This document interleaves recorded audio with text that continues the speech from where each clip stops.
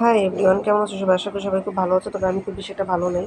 তো কয়েকটা ইমোজ নিয়ে দুইটা ঘটনা শেয়ার করতে যাচ্ছি। তো সেদিন বাসে দেখলাম, দেখলাম যে একটা মেয়ে বাসের সামনের দিকে বসেছিল। তো কিছুক্ষণ পরে একটা মহিলা এসেছিল, অথবা মেয়েটার সমস্যা দেখি মেয়েটা ভিতরে বসে নাই। তো মহিলাটা বললো যে তুমি একটু ভিতরে যাও। মেয়েটা বললো যে আপনি ভিতরে যান।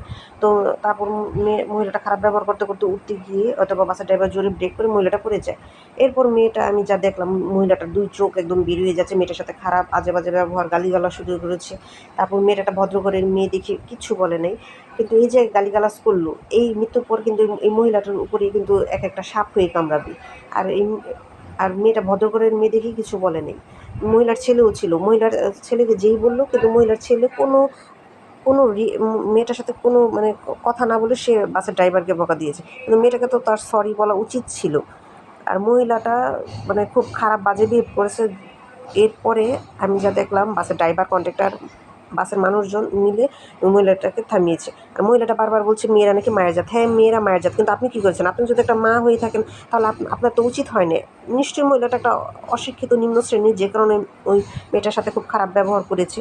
এরপর যে ঘটনাটা ঘটেছে সেটা আমি নিজে ভুক্তভোগী।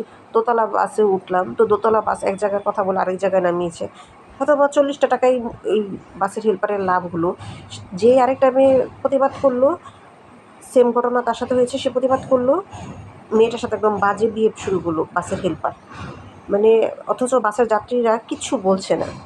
এই যে মেয়েদের সাথে একটা অন্যায় অত্যাচার হচ্ছে, তো এগুলো কি ঠিক হচ্ছে? আমরা কবে শুধরাবো? মেয়েদেরকে একটা মেয়ে একটা পুরুষ মানুষ যতটা সম্মান দেয়, একটা মেয়ে মানুষ ততটা সম্মান দেয় না। এটা আবারও প্রমাণিত হলো। একটা বয়স্কা মহিলা, তা তোর তো কোনো মানে কোনো নাই যে তুই আরেকজনকে তুই করি সহ গালিগালাজ করবি। অসভ্য মহিলা। এইসব মহিলারাই রাস্তায় এই যে এই বাস চাপায় মরে। হ্যাঁ, এইসব মহিলারাই। হাঁটুর ব্যথা, মহিলাটা বারবার বলছে তার পায়ে হাঁটুর ব্যথা। তো হাঁটুর ব্যথা তো আমার মায়েরও রয়েছে। তো কই, আমার মা তো আরেকজনকে বকাবাজি গালিগালাজ করে না। তো মহিলাটার সুবিধা দেখবে আর মেয়েটা তার সুবিধা দেখবে না।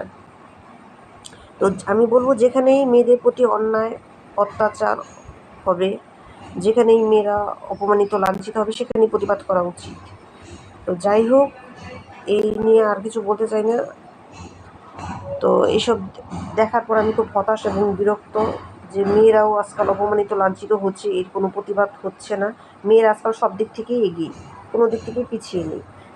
আমরা যদি দেখি, বিমান চালাচ্ছে মেয়েরা, বাস চালাচ্ছে মেয়েরা, অফিস আদালতে মহিলারা। তো মহিলারা সব দিক থেকে এগিয়ে, মহিলারা এখন আর পিছিয়ে নেই। মহিলাদেরকে অসম্মান করা থেকে আপনারা বিরত থাকুন, এবং একটা মেয়ে মানুষ যদি আপনি হয়ে থাকেন, তাহলে অন্য একটা মেয়েকে সম্মান দিয়ে কথা বলুন, নিজের ভদ্রতা বজায় রাখুন, এতটুকুই বলুন।